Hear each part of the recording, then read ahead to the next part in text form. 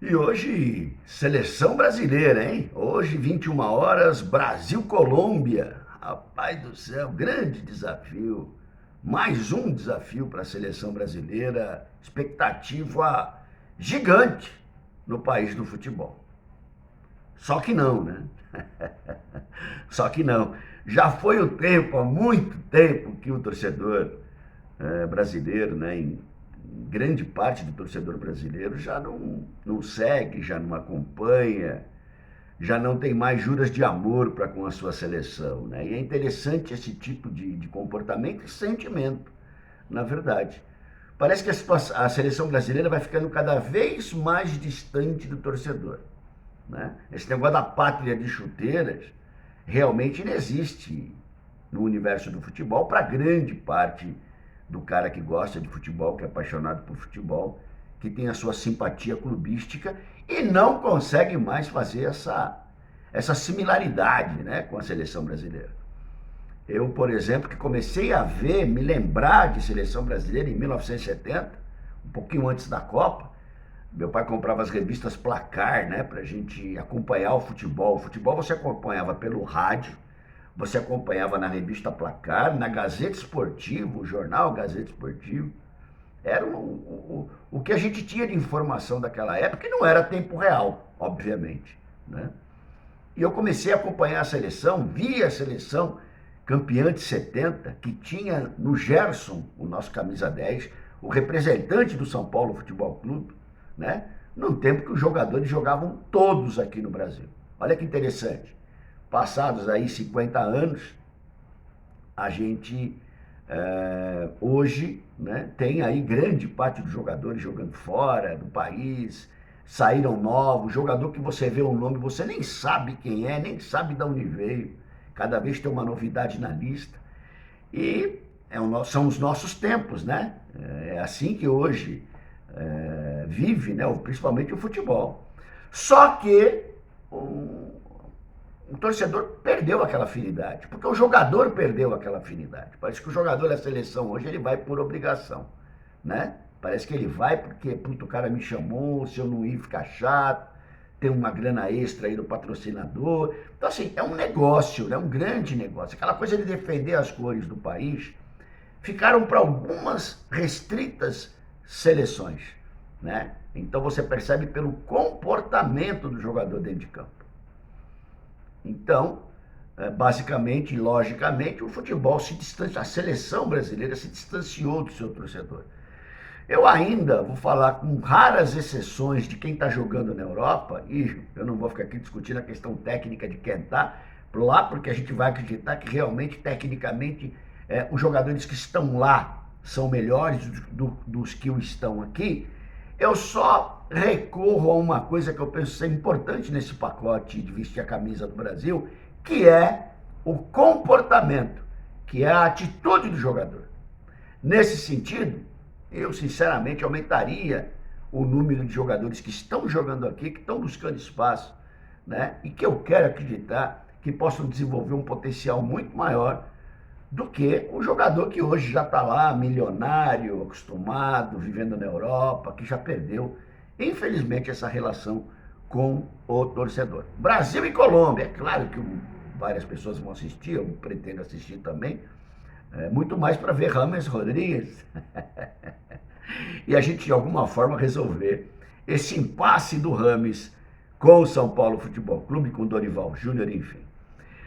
Rony Altieri em São Paulo, raiz na área, satisfação gigante estar aqui conversando com os amigos, né? O pessoal pegando no meu pé, e eu acho legal isso, é importante, isso de maneira salutar, né, gente? De maneira educada, né?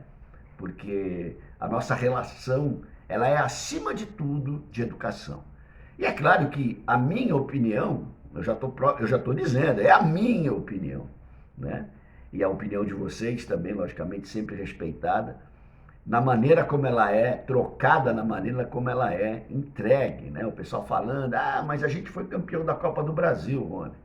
Então não dá para ficar criticando as outras coisas. É uma maneira de pensar, né, irmão?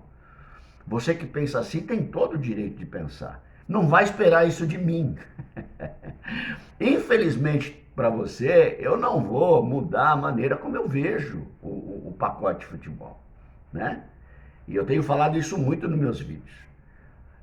E naquilo que eu escrevo também, né? Eu tento separar as coisas. Eu mantenho a alegria, a felicidade do título inédito da Copa do Brasil intactos. Continuo muito feliz. Agora, esse título da Copa do Brasil, ele não vai servir para mim como uma coisa que vai encobrir todas as outras coisas que acontecem no São Paulo. Esse título, ele não vai ser salvo-conduto para as outras coisas erradas que de repente eu entendo que esteja, né? Estava comentando sobre a questão da proposta aí, entre aspas, do Beraldo. Uma vergonha essa proposta. Essa proposta não tinha nem que ser divulgada, né? São Paulo tinha que dar risada da proposta e falar, vocês estão de brincadeira? Olha, por 100 milhões aqui eu tenho o Diego Costa, por exemplo, vocês podem levar. Por 100 milhões eu tenho o Nestor, vocês podem levar. Por 100 milhões eu tenho o Juan, uma grande promessa de centroavante, vocês podem levar. O Beraldo, né? Até coloquei no escrito do Instagram. O Beraldo, com a idade que tem, o futebol que joga, não tem ninguém no planeta bola hoje que jogue o futebol que o Beraldo joga, com a idade que ele tem. Portanto, e ainda vindo uma possível proposta do Liverpool, isso é uma vergonha, né? Tem gente que venderia porque acha que o Beraldo, de repente, vai implodir como outros implodiram. Eu jamais venderia por 100 milhões e por mais um motivo ainda que para mim é gigante. O São Paulo tem metade do passe, tá? Então, antes que alguém fale, Rony, é 60%, não é metade. Tá bom, gente, já vou repetir também. Esses 10% aí vai ser diluído entre comissões, entre um monte de coisa aí que a gente sabe. E se você pegar 100 e poucos milhões e dividir pela metade, o São Paulo fica com 50 milhões. Então quer dizer que o Beraldo hoje, né, vale 50 milhões para o São Paulo. Referente à proposta, pseudo-proposta, não sei, do Liverpool.